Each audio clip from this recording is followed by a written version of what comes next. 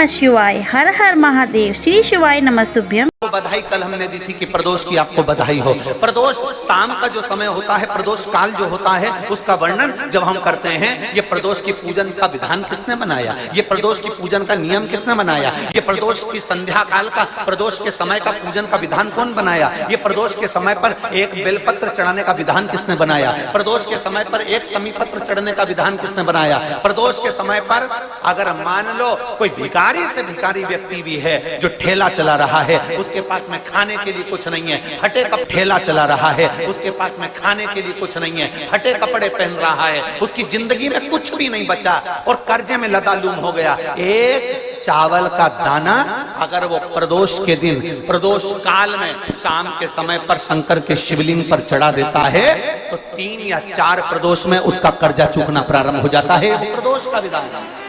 सोमवार की प्रदोष पड़ती है तो शंकर भगवान कैलाश पर निवास करते हैं। मंगलवार की प्रदोष पड़ती है तो शिव काशी में निवास करते हैं। बुधवार की प्रदोष पड़ती है तो शिव रजत भवन में निवास करते हैं। गुरुवार की प्रदोष पड़ती है तो शिव गंगा के स्थल पर निवास करते हैं। शुक्रवार की अगर प्रदोष पड़ती है तो शिव नीलकंठ पर विराजमान होते हैं। शनिवार की अगर प्रदोष पड़ती है तो शिव शमी के वृक्ष के नीचे रहते हैं। और रविवार की जब प्रदोष पड़ती है तो शिव बेलपत्र के पेड़ के नीचे निवास करते हैं। महाराज, ये एकादशी शंकर से कह रही है कि आपका स्थान ये नहीं कि आप कैलाश पर मिले, उस वार को, उस तिथि के दिन, उस अनुकूल।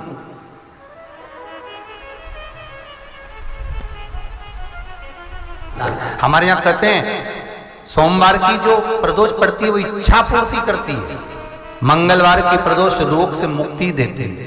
बुधवार की प्रदोष कामना की पूर्ति करती है। गुरुवार की प्रदोष शत्रुओं का नाश करती है। शुक्रवार की प्रदोष सुख और शांति देती है। शनिवार की प्रदोष संतान का सुख देती है। और रविवार की प्रदोष जो काम दुनिया में कोई नहीं कर सकता वो अचूक फल की प्राप्ति रविवार की प्रदोष करा देती है। महाराज, ऐसी प्रदोषों का नियम वर्णन किया चाहिए। भगवान कहते ठीक है, तू थोड़ी देर खड़ी हो।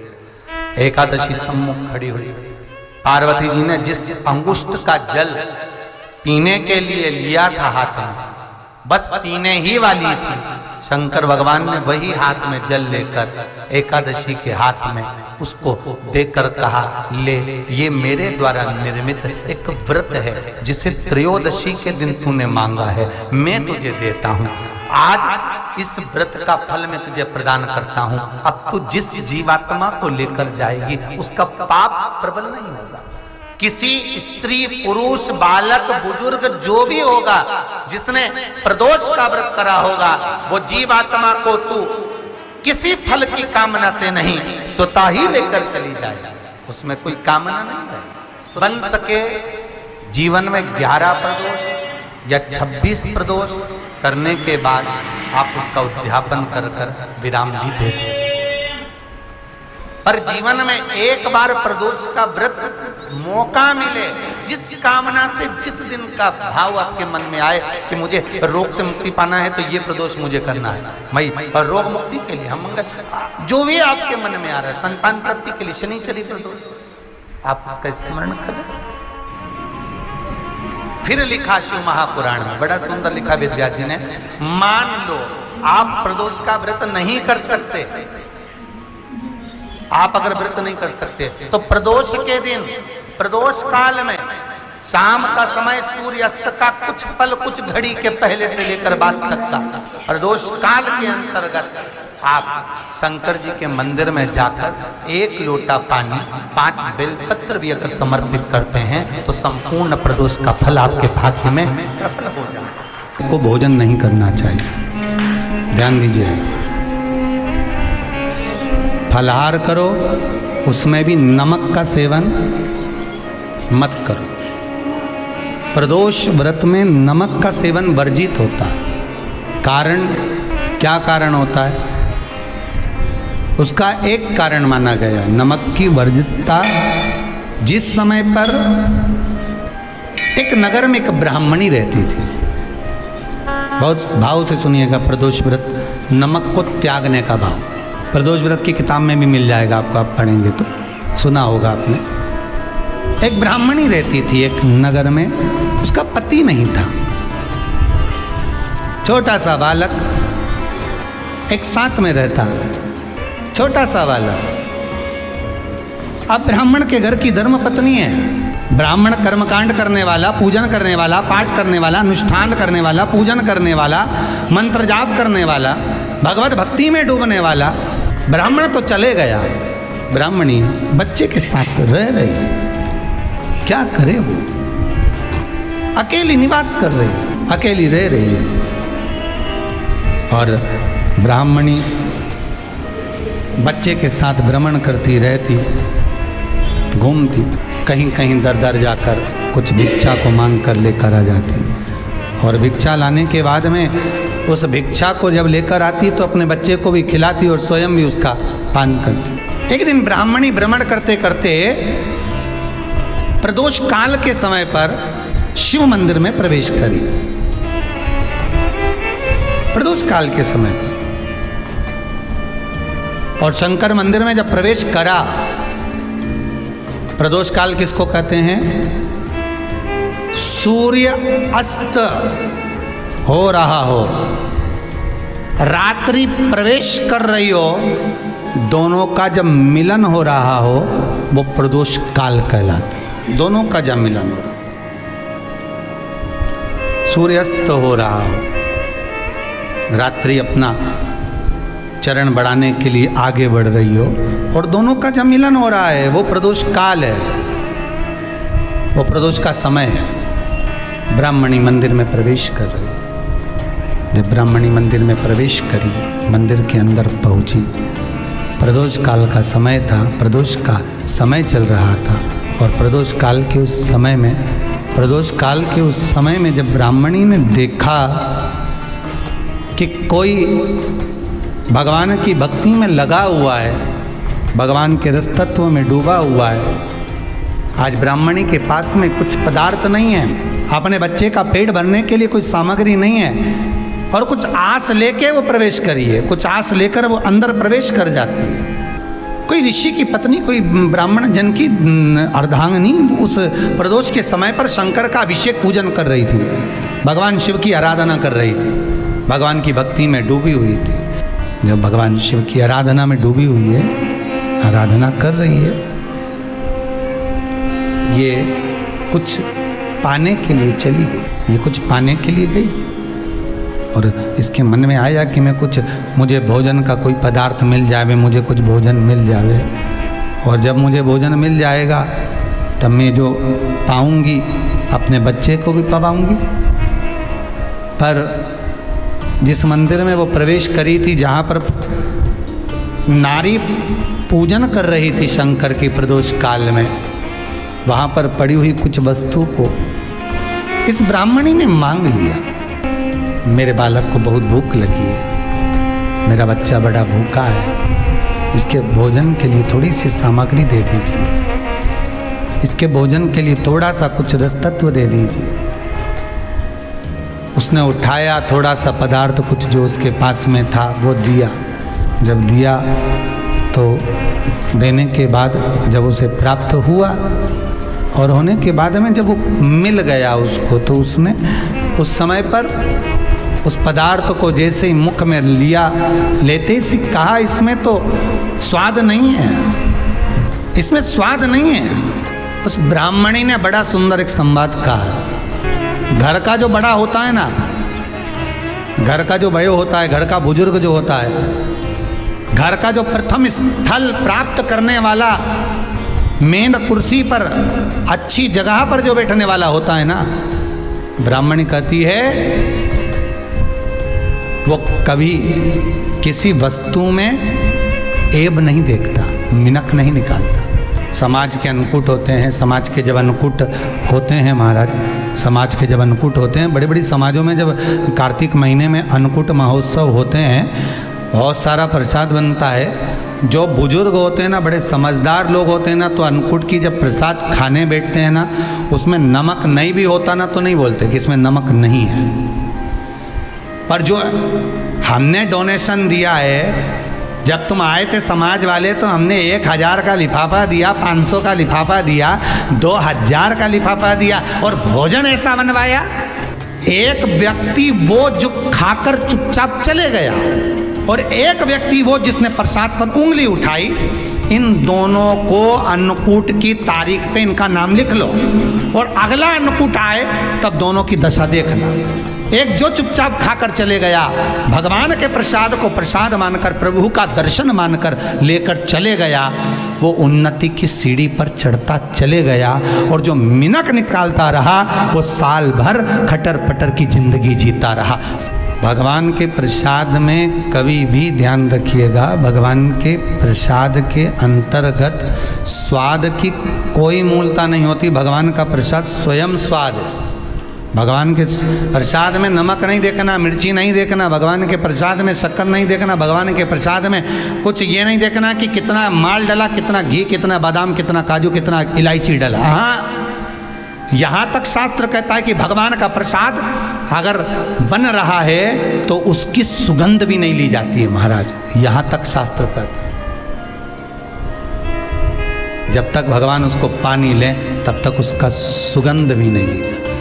और कई कई जगह तो भगवान को प्रसाद अगर सूखा सामान हाथ में आ गया, इलायची कैसी है, मंदिर के अंदर जाने वाली है भगवान को डालने के लिए, लाओ यार किसकी दुकान से आई इलायची बताओ, इलायची तो 25 बार सूंघा, हाँ हाँ अच्छी है, अब सूंघ लिया तो भगवान इसको स्वीकार करेगा क्या?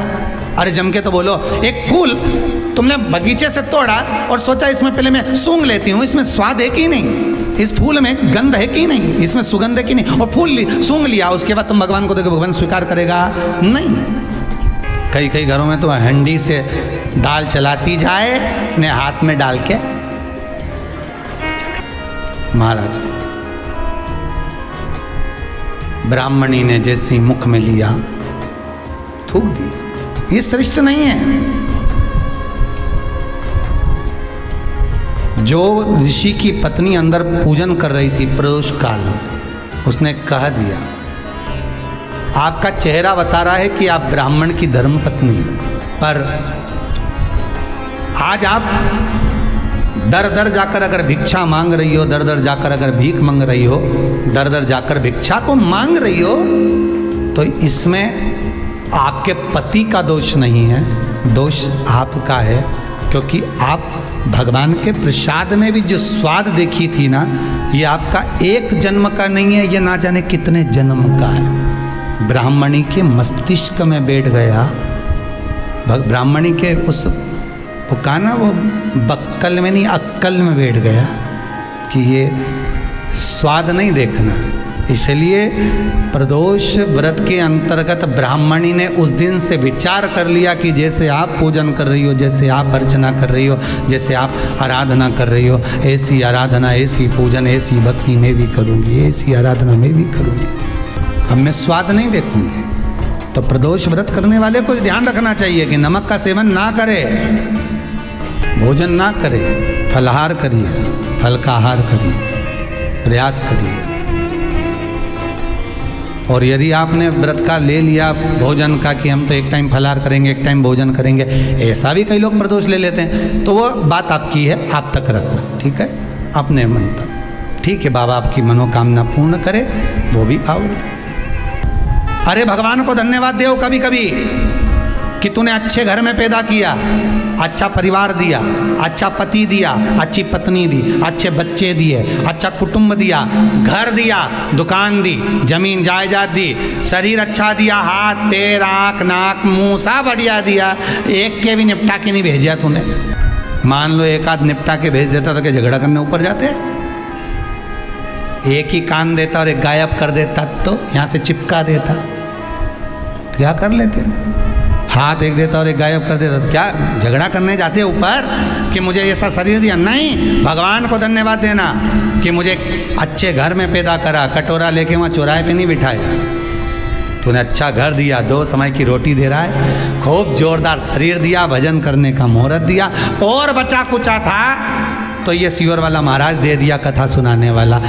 शाम के समय पर प्रदोष काल में बेलपत्री के पेड़ के नीचे, चाहे शंकर के मंदिर के दरवाजे पर या शिव मंदिर में, अगर आप प्रदोष के दिन दिया लगाते हो, सोमवार के दिन दिया लगाते हो, तो ऐसा कोई व्यक्ति नहीं जिसको मेरे देव अधिदेव महादेव मेरा विश्वनाथ भंडार नहीं भरता हो, खाली नहीं छोड़ेगा, दे देगा, भंडार भर देगा, कमी तो नहीं रख सकता, ये पक्का। पर तुम करना ही नहीं चाह, 2-4 सोमवार करो और उसके बाद के तो महाराज जी हमने तो करा था, हमको तो मिला ही नहीं, 2-1 प्रदोष करा तुमने, अरे 1 साल करो, सारे दर भी तो अपन ठोकर खा कर आए, इतना साल निकाला अपन ने, और 6 महीना 3 महीना 4 महीना भगवान से निवेदन तो करो, दिल से कहो तो सरी, नी भंडार भरे तो बात दूसरी, एक बार बोलो तो। पर जगत के लोगों के सामने जाकर मत कहना तो देव अधिदेव महादेव से कहना।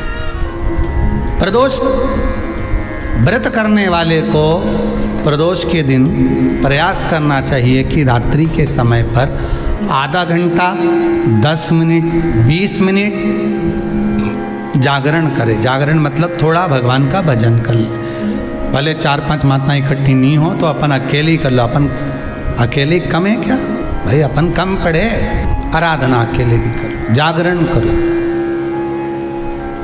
जब आपकी 11 प्रदोष हो जाए, 26 प्रदोष हो जाए, तब उद्यापन करो। उद्यापन 2 ब्राह्मणों को जोड़े से बुलाओ, ब्राह्मणों को जोड़े से बुलाकर उनके चरणों की पूजन कर कर, आराधना कर कर, सुंदर मंडप तैयार कर कर भगवान का, उसमें सुंदर रंगोली डालकर मंडल बनवाकर पूजन करो शंकर भगवान की प्रदोष का। एक दिन पहले गणेश की आराधना करो, पूजन करो, और प्रदोष वाले दिन जो मंडल बनाए हैं पूजन अर्चना करने के लिए, जो स्थान दिया है उसकी आराधना करो। खीर की आहुतियाँ दीजिए 108 बार, जो ब्राह्मण आए उनके माध्यम से मंत्रों द्वारा पूजन कराकर खीर की आहुतियाँ दीजिए शिव नाम महाराज। फिर ब्राह्मणों को जोड़े से भोजन कराकर, चरणों को नमन कर कर, दक्षिणा प्रदान कर कर, निवेदन कर कर ब्राह्मणों से कहें, हे ब्राह्मण देवता, आप हमें आशीर्वाद प्रदान करें कि जिस प्रदोष का हमने व्रत किया है उस व्रत का पुण्य फल हमें प्राप्त हो।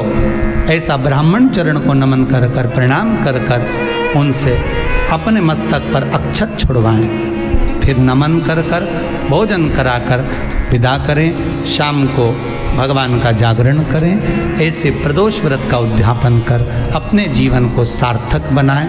ऐसा सुंदर प्रदोष व्रत का व्याख्यान वर्णन स्कंद पुराण में करा गया। वही स्कंद पुराण का प्रदोष व्रत का वर्णन आपको शिव महापुराण के इस सुंदर संवाद में किया गया। इतना ये प्रदोष का वर्णन करा किसने? इतना प्रदोष की महत्वता बताई किसने? कौन करे इतना वर्णन? अगर प्रदोष की महत्वता बताने वाला कोई है, इसीलिए मेरे शंकर भगवान माता सती को लेकर कुंभज ऋषि के यहाँ, अगस्त ऋषि के यहाँ कथा सुनने के लिए गए थे, क्योंकि उनके बराबर कोई शंकर के महत्व को बता नहीं सकता और प्रदोष के महत्व को नहीं बता सकता। सती मैया को प्रदोष का महत्व बताने के लिए शंकर सती जी को लेकर कुंभज बाबा के यहाँ गए थे, अगस्त ऋषि, कि प्रदोष के महत्व को तो जानो सती,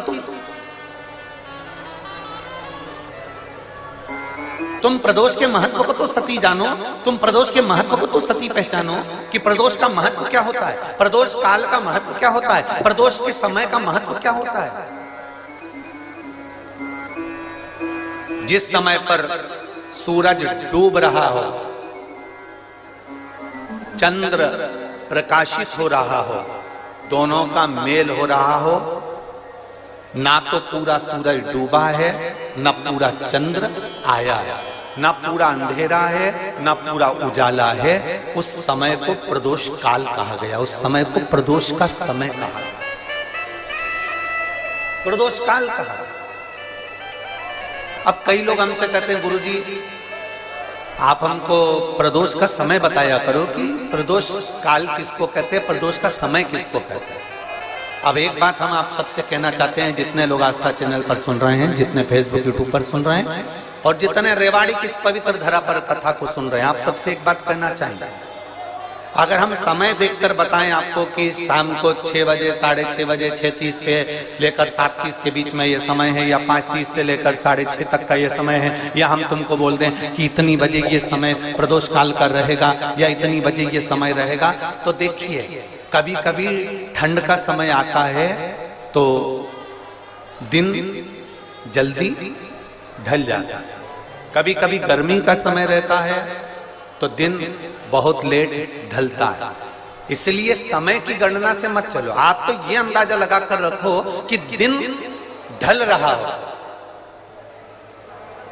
अंधेरा होना शुरू हो रहा हो, सूरज डूब रहा हो, चंद्र प्रकाशित हो रहा हो, अंधेरा अपना काम कर रहा है, सूरज ढलता जा रहा है, दिन कम होते चले जा रहा है और अंधेरा थोड़ा बढ़ते चले जा रहा है। इन दोनों का जो मिलन का समय हो, अब वो कितनी भी बजे, आप तो बस उसके मिलन का समय निकाल लो, वही समय प्रदोष काल कहलाता है, वही समय प्रदोष काल।